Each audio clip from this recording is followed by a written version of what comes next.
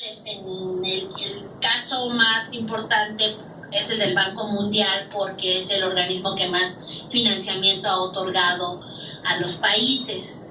Sin embargo, también cada organismo es diferente y cada organismo es muy complejo. Entonces, una cosa ha hecho el Banco Mundial en educación básica, otra cosa ha hecho en educación superior, otra cosa ha hecho en educación para adultos. Entonces, por eso es tan difícil referirnos como al papel de los organismos en lo general. Ahí tendríamos que ir distinguiendo. Otra cosa muy importante es que la influencia de los organismos cuando no otorgan ayuda financiera tiene que ver más con cómo influyen en las políticas. Y entonces también esa parte es muy difícil porque a veces no podemos decir hasta qué punto la publicación de un organismo internacional influyó en un país, en una reforma educativa o en una política. Por lo tanto, también esa es otra diferenciación importante. Y por otro lado está el trabajo de los organismos en términos de cuáles son las redes de expertos que han generado, o, por ejemplo, la influencia en términos académicos respecto a ciertas metodologías que un organismo haya desarrollado y que se haya vuelto algo con mucha influencia en la región.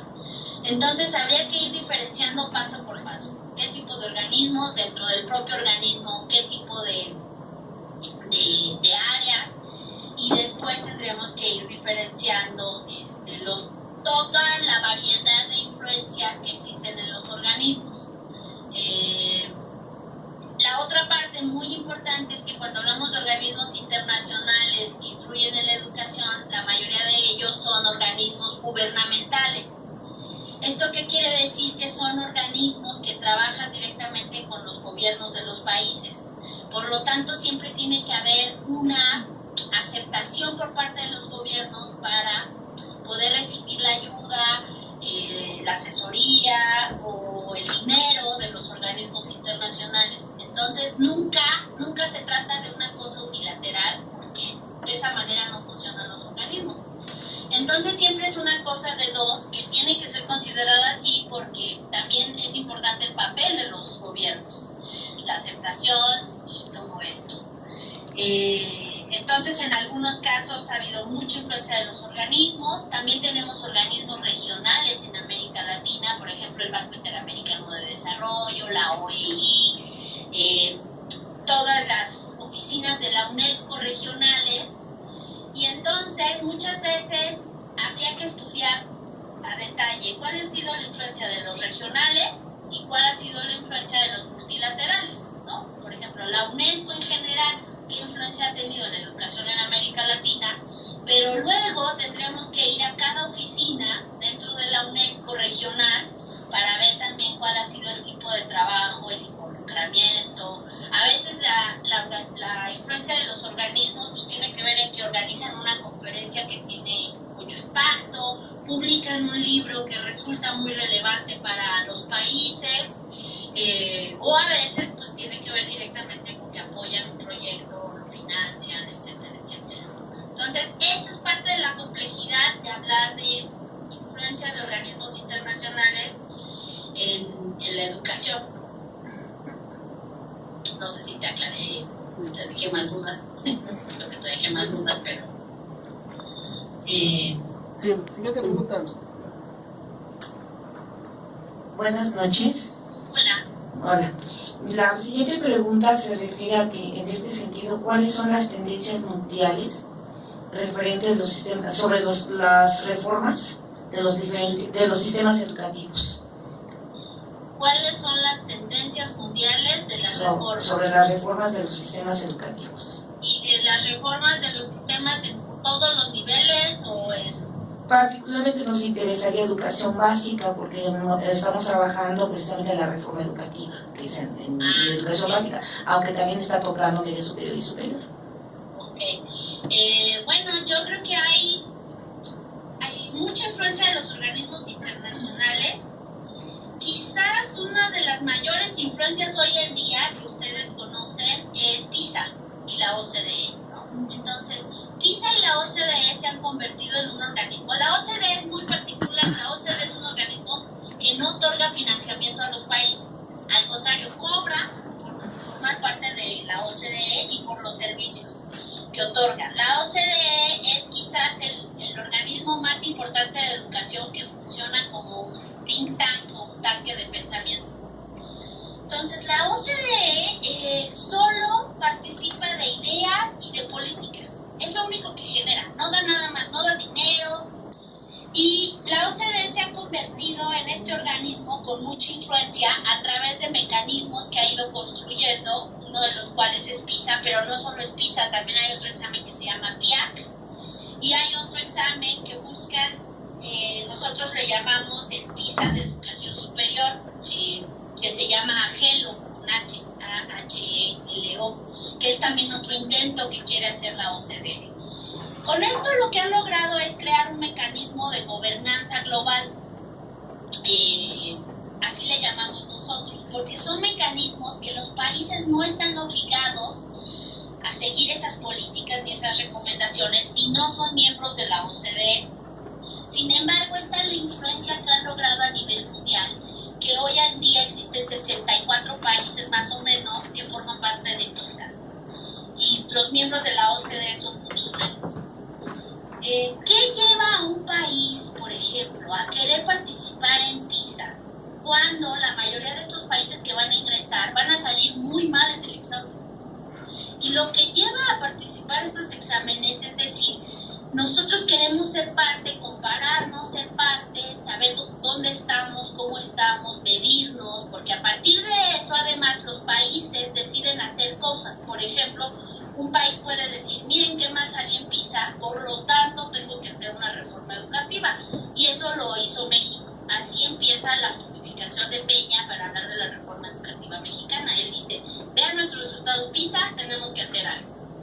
Entonces, la influencia de PISA ha sido muy importante en ese sentido para los países que participan y para los que no participan, porque se ha convertido en este referente de decir, bueno, muchos de los países que no participan dicen, nos gustaría en algún momento, hay que prepararnos, y se vuelve como esta medida para los países y todo lo que hay detrás, porque entonces PISA se convierte en este mecanismo que a través del cual los países empiezan a decir cómo podríamos mejorar en las pruebas antes que preguntarse cómo mejoramos la enseñanza o ¿no? cómo tenemos mejores alumnos sino es un indicador muy importante.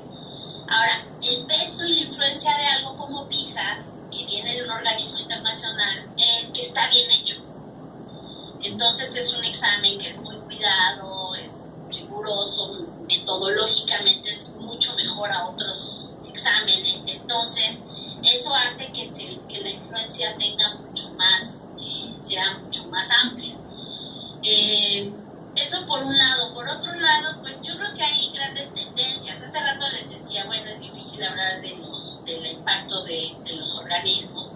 Y por ejemplo, un informe como el de LORS, que publicó la UNESCO ya hace varios años, yo creo que 20 años, fue un informe muy importante porque los países a partir de él comienzan a discutir este tema de los 4 pilares de la educación y ahí viene mucho lo de aprender a aprender y de ahí se toman algunas cosas que tienen que ver con las competencias. Entonces, de pronto, aunque la UNESCO no da dinero como organismo internacional, sí publica un informe que tiene mucho eco en los países y que lleva a hacer en algunos de ellos reformas. Entonces, yo diría que una de las grandes tendencias hoy en día tiene que ver con herramientas, con habilidades, más que competencias, porque competencias ya fue una cosa mucho más aterrizada en México, para bien o para mal. Por ahí lo trabajamos en México. Es mucho el tema de las habilidades, no tanto los conocimientos, porque creo que las tecnologías han afectado mucho la manera como pensamos a la educación y qué debe de saber un alumno. Entonces creo que muchas de estas cosas atraviesan por el tema de las habilidades, cómo se miden, para qué se miden y creo que por ahí va la tendencia de muchos sistemas educativos actualmente. No solo es ya cobertura, porque la OCDE marca en ese sentido muchas de las tendencias que después siguen otros organismos internacionales para llevarlos a países más pobres. Como saben, la OCDE es el país el club de los países ricos.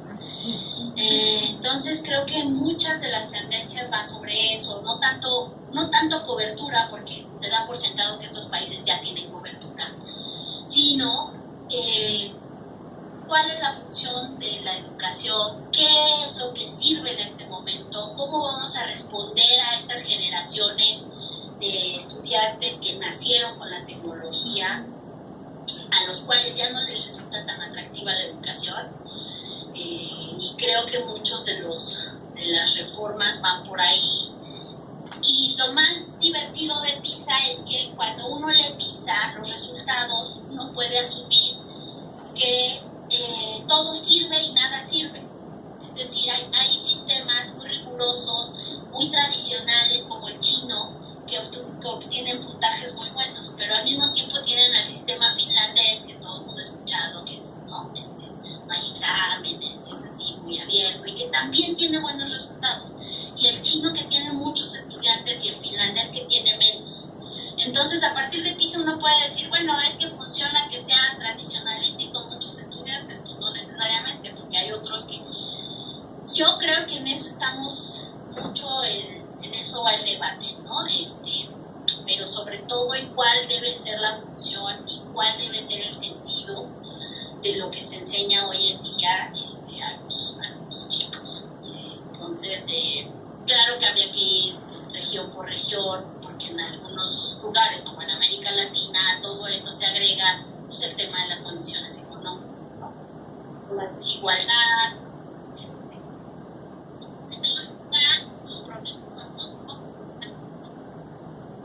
todavía los problemas son polarización, y en Europa pues los problemas son más bien demográficos, y bueno, tendremos que ir viendo, y cada país está tratando de buscar cómo tener mejores resultados justo en estas nuevas mediciones que ahora han cobrado muchísimo auge.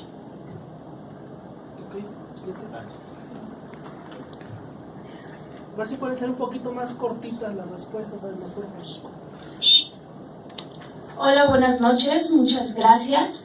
Y bueno, la siguiente pregunta es, ¿qué modelo de docente y estudiante buscan estas reformas? Bueno, para no redundar, más bien depende mucho de los sistemas, ¿no? Yo creo que ahí es muy difícil poder encontrar un solo modelo de docente, porque justamente los sistemas son tan variados.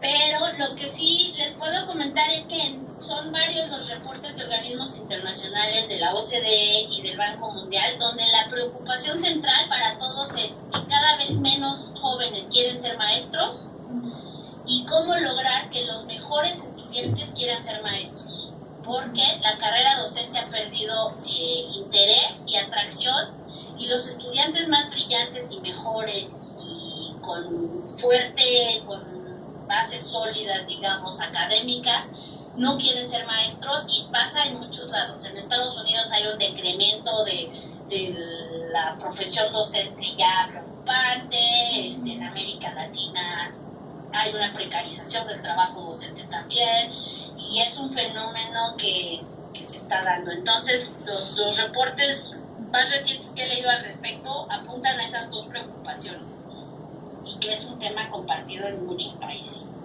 Y bueno, en México.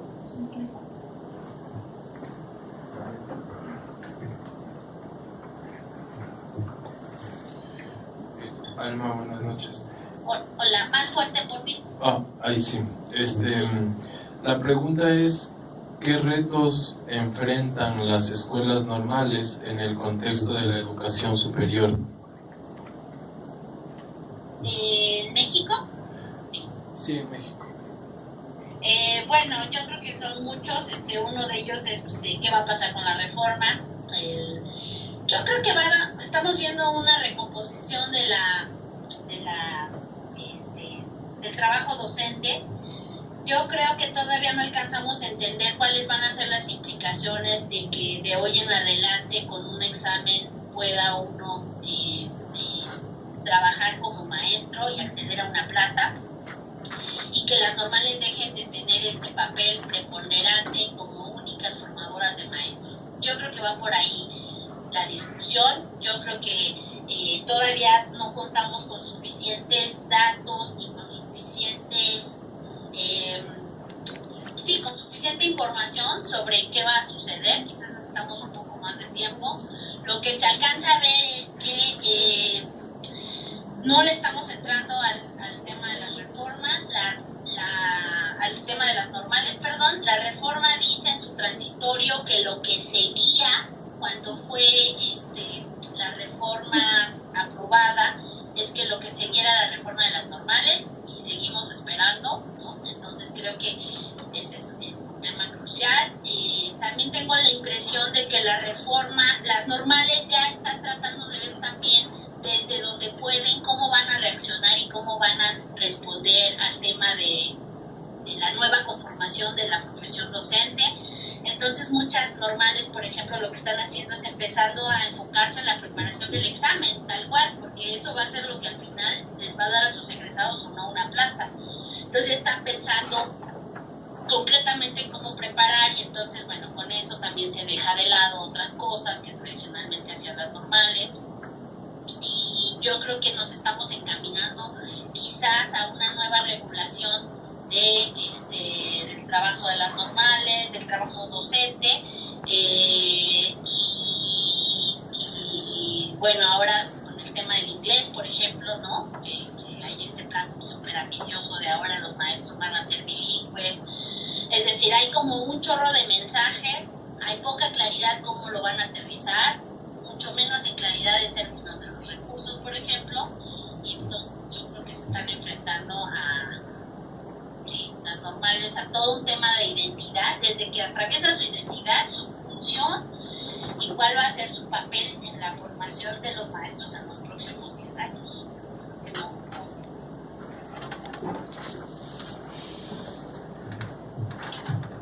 Alma, bueno, pues muchas gracias por tus respuestas. Creo que a todos nos has ampliado el tema sobre estos planteamientos que te hicimos. Bueno, queremos agradecerte por parte de todos los integrantes del grupo y preguntarte si quieres agregar algo más a esta charla que tenemos y que nos está ayudando a prepararnos en el marco del seminario de periodismo y políticas educativas. No, pues nada más agradecerles también a ustedes, conocerlos, y yo creo que es muy importante que la gente que trabaja en medios y que se dedica a la fuente de educación pues se formen, ¿no? Porque yo creo que eso nos hace bien a ambos. Yo creo que hay también siempre problemas, y eso seguramente lo están trabajando también. Los académicos no tenemos muchas veces esta disposición para trabajar con la prensa. Yo tengo muchos colegas que no les gusta hablar con medios, no es fácil, a veces no gusta porque mucho de nuestro trabajo es reflexivo, y entonces de pronto cuando uno tiene que dar una entrevista tiene que ser a bote pronto, ¿no? Entonces yo creo que falta un entendimiento, me parece que es claro que falta un entendimiento por parte de los académicos que nos dedicamos a educación y por parte también de la prensa, ¿no? Que sí me parece que muchas veces necesitamos más puentes, ¿no? Bueno, Erika ahí lo sabe, yo creo que hay muchos académicos a los que les cuesta muchísimo más trabajo o que son reticentes o renuentes, y bueno, celebro que estén haciendo esto porque me parece que espero que contribuya justo a crear más puentes, así que los felicito y que sucedan. Muchas gracias, Alma. Hasta luego. Sí. Gracias. Gracias, Alma. Bye. De nada, a ti, chao, hasta luego, bye. Bye.